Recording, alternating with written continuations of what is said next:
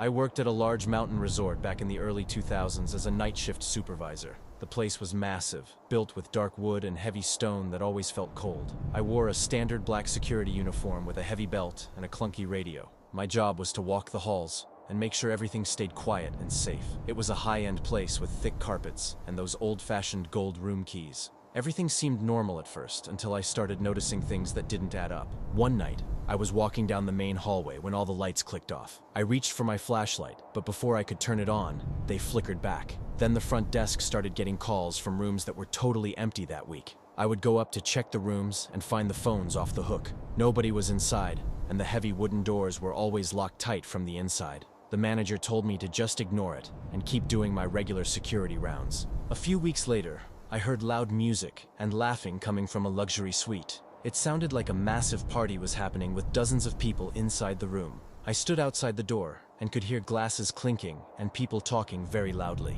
As soon as I turned my key in the lock, the entire floor went silent. The room was pitch black and the furniture hadn't been moved an inch by anyone. I stood there in the dark, feeling a cold breeze even though windows were shut. The creepiest thing happened when I went to check a room on the 4th floor. I walked in and saw a clear shape of a person lying under the sheets. It looked like someone was sleeping there, so I moved closer to see who it was. When I pulled back the heavy wool blanket, the bed was perfectly flat and empty. The indentation of a head was still on the pillow like someone just got up. I backed out of that room and decided to stay in the lobby for hours. In the gym area downstairs, there was a second floor where weights were kept stored. Every night I would hear the sound of heavy metal plates being slammed around loudly. I would run up the stairs to catch whoever was messing with the gym equipment. The room would be empty and every single weight would be in its proper place. The moment I walked back down the stairs, the crashing sounds would start up again. It felt like someone was playing a game with me just to watch me run. I later found out that 2 guys died while the resort was being built years ago.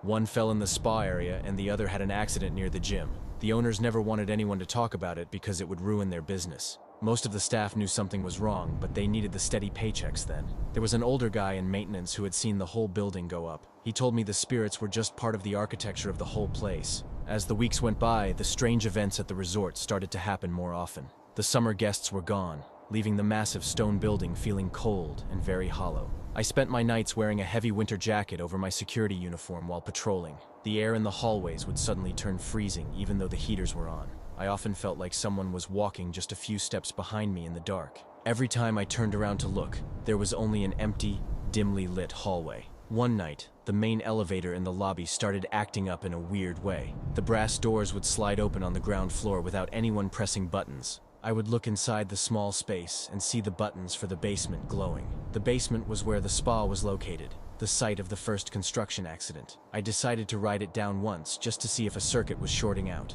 The elevator stopped between floors and I heard a heavy scratching on the metal roof. When the elevator finally opened in the basement, the smell of chlorine was very strong. The lights over the indoor pool were flickering and buzzing like they might explode soon. I saw a trail of wet footprints leading from the water toward the sauna room. They were the size of a grown man's feet, but they looked strangely pale and flat. I followed them into the small wooden room but found the interior completely bone dry. The door slammed shut behind me even though there was no wind down in the cellar. I ran back to the security office to find the old maintenance man sitting there. He looked at me and told me the activity was peaking tonight. He said the entities weren't trying to hurt me, but they were definitely very frustrated. I realized then that this was why the management kept the staff turnover so high. My last night at the resort involved a final check of the health club. The sound of the weights slamming was louder than I had ever heard it before. I walked up to the second floor and saw the heavy machines moving themselves. The metal cables were pulling and releasing as if invisible people were working out. I stood frozen in the doorway while the room shook from the heavy metal impacts.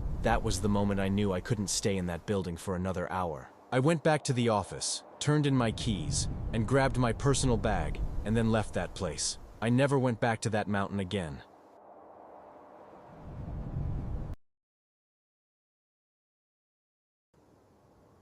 My brother and I were always looking for something creepy to do on the weekends. We decided to hike out to an old, abandoned homestead that people said was haunted. It was located deep in the woods, far away from the main road and any streetlights. The trees were thick, and it felt like the air got colder the further we walked. We didn't really expect to see anything, because these trips usually ended up being pretty boring. My brother kept joking around and shining his flashlight into the dark corners of the bushes. As we reached a clearing where an old stone house used to stand, I stopped. I didn't stop because I saw something. but because a woman's voice started talking in my head. It was a very low, soft whisper that felt like it was coming from inside my brain. My brother asked me what I was doing, but I told him I needed to be quiet. The woman told me her name was Eliza, and that she had been gone for a long time. She said she was buried nearby, but that nobody had remembered her for over 2 centuries. I could see her clearly in my mind, and she looked like she was from the 1780s. She was wearing a very plain, dark wool dress with a high collar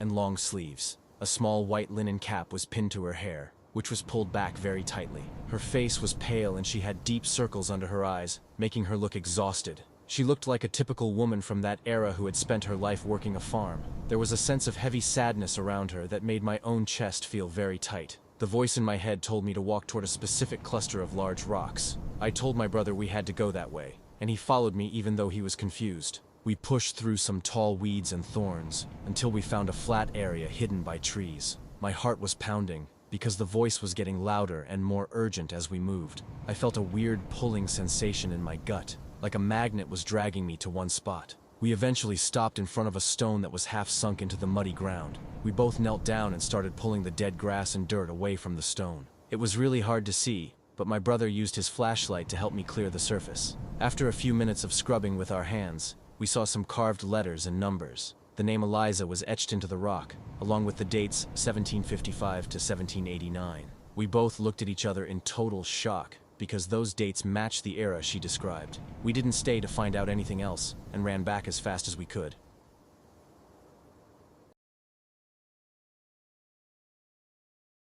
My dad, my 2 brothers, and I moved into a plain apartment in a quiet part of town last year. I had to share a small bedroom with my older brother, which was fine until things started feeling weird. My brother told me one night that he actually knew a way to talk to people who had passed away. I was pretty scared of the idea, but I also really wanted to see if it was actually possible. We decided to try and talk to our grandpa, who died back in the late 90s, to see if he was okay. We sat on the floor and started asking him if he was happy, or if he was in a good place. The answers we got back were not what we wanted to hear, and they made my skin crawl. He told us that he wasn't at peace, and he wasn't in heaven, but that he was still stuck here on Earth. It felt like he was staying close to us because he wanted to make sure our family was safe from something. Even though it was sad, having him there made the room feel a little bit warmer for a minute. But that feeling didn't last long at all because the air in the room suddenly turned freezing cold. I felt like something was standing right behind me, watching every move I made. My brother's face went totally white, and he looked like he was about to scream or cry. He told me that our grandpa wanted us to let go of each other's hands right that second. He said that something else had shown up,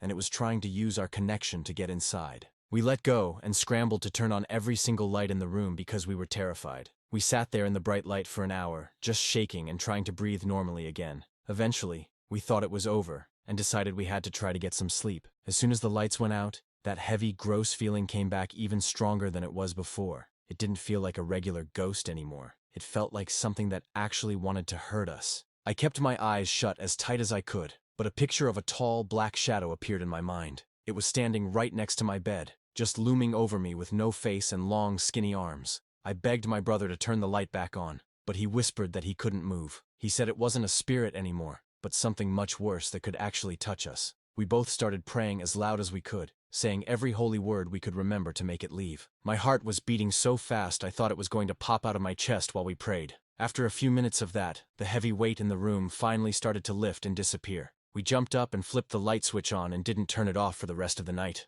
My brother looked at me and said we should never, ever try to talk to the dead again. We sat awake until the sun came up, too scared to even close our eyes. I still don't like being alone in that apartment at night. I can still feel a tiny bit of that pressure in the corner of the room when it gets dark.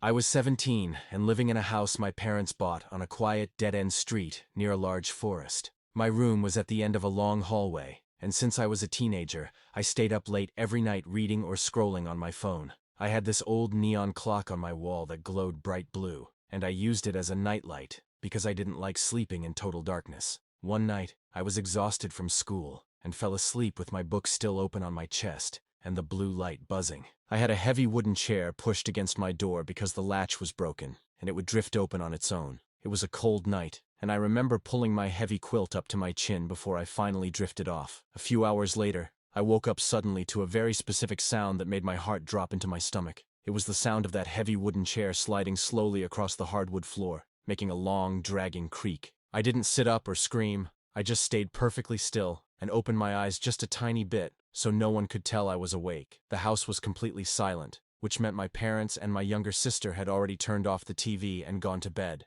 The hallway behind the door was pitch black, but my room was still bathed in that dim, eerie blue light from the clock. I could see the door was now wide open, and the chair I used as a barricade had been pushed completely out of the way. Standing right there in the middle of the doorway was a figure that was much taller and broader than any person I knew. He was so big that his head almost touched the top of the frame, and he was blocking out the little bit of light from the hall. Even though my blue clock was shining right on him, the figure stayed a solid, deep black, like a shadow that had stepped off a wall. He wasn't moving, just standing there perfectly still, but I could hear him breathing very loudly and very heavily. It sounded like he had just run a long distance or was incredibly angry, with a raspy, wet sound coming from his chest. I stayed frozen, watching him through my eyelashes, feeling a strange sense of calm, even though I knew this shouldn't be happening. I watched as the dark shape reached out a long arm and touched the top of my dresser, right where I kept my car keys and my wallet. He didn't pick anything up or throw anything around. He just let his hand rest there while he continued to stare at me in the bed.